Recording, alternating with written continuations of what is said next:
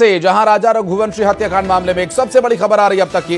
राजा को ब्लैकमेल कर रही थी सोनम रघुवंशी और राज और सोनम की चैट से यह खुलासा हुआ, माफ कीजिएगा, राज को ब्लैकमेल कर रही थी और चैटिंग के दौरान यह खुलासा हुआ कि राजा की हत्या को लेकर राज को ब्लैकमेल किया जा रहा था सोनम के द्वारा। 13 मई को सोनम ने राज को मैसेज किया, मैं थक गई हूं, इसे मार डाल वरना मैं मर जाऊंगी। राज ने पूछताछ में पुलिस को जानकारी दी है। एसआईटी चैट की जांच कर रही है। मिल रही जानकारी के अनुसार जिस तरह की परिस्थितियां बनी और जिस तरह का मामला सामने आया, उससे जाहिर है कि सोनम का प्लान बहुत पहले से ही था और इस पूरे मामले में राजा रघुवंशी की हत्या के लिए राज को ब्लैकमेल किया जा रहा था सोनम के द्वारा। इंदौर से बातचीत करने के लिए हमारे सहयोगी शैलेंद्र इस वक्त हमारे साथ जुड़ गए। शैलेंद्र, अभी जो बातें सामने आ रही हैं उससे ये बात तो जाहिर है कि सोनम बड़े क्रिमिनल माइंडेड किस्म की लड़की है और जिस तरह शादी के दूसरे दिन ही उसने राज को ब्लैकमेल करना शुरू कर दिया, दबाव बनाना शुरू कर दिया कि हत्या की वारदात को अंजाम दिया जाए।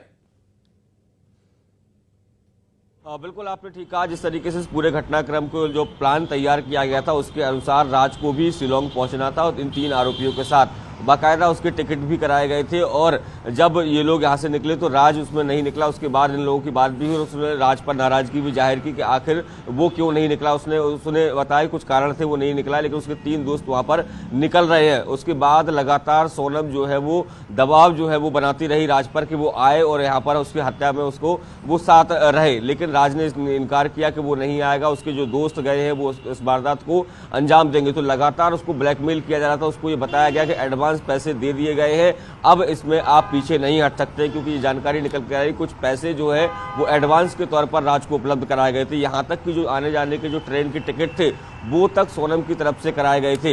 ये जानकारियां जो है वो ट्रांजैक्शन के माध्यम से निकलकर सामने आ रही हैं। तो जिस तरीके से पूरे घटनाक्रम को उसने अंजाम देने के लिए पूरा प्लान बनाया था उसमें राज भी शामिल था, लेकिन बाद में शायद राज डर गया होगा और यही कारण है कि उसने पीछे हट गया था। वो जाना नहीं चाह रहा था, ना इस वारदात को अंजाम देना चाह रहा था, लेकिन सोनम की तरफ से लगातार उस पर दबाव बनाया जा रहा था और उसी के चलते इस वारदात को अंजाम दिया गया है। क्योंकि मैं बताऊं कि राज जो है उसके पिता की 2020 में मौत हो चुकी है, 2 छोटी बहनें हैं जो और केवल राज ही घर में कमाने वाला, तो शायद उसको घर का ख्याल आया इसलिए उस तरह की वारदात को अंजाम देने से पीछे हट रहा हो। लेकिन सोनम के दबाव या ब्लैकमेलिंग के आगे जो राज की एक नहीं चली और आखिर में उसको उस वारदात को अंजाम देना पड़ा और सबका मास्टरमाइंड जो है वो इसमें राज साबित हुआ। क्योंकि जिस तरीके से राज को सोनम इंस्ट्रक्शन दे रही थी और सोनम के जो इंस्ट्रक्शन मिल रहे थे उसी को राज आगे फॉरवर्ड कर रहा था। तो निश्चित तौर पर इस पूरे मामले में राज जो है वो एक बड़ा मोहरा जो है वो बना है, ये कहा जा सकता है। जी, स्वाभाविक रूप से। लेकिन शैलेंद्र,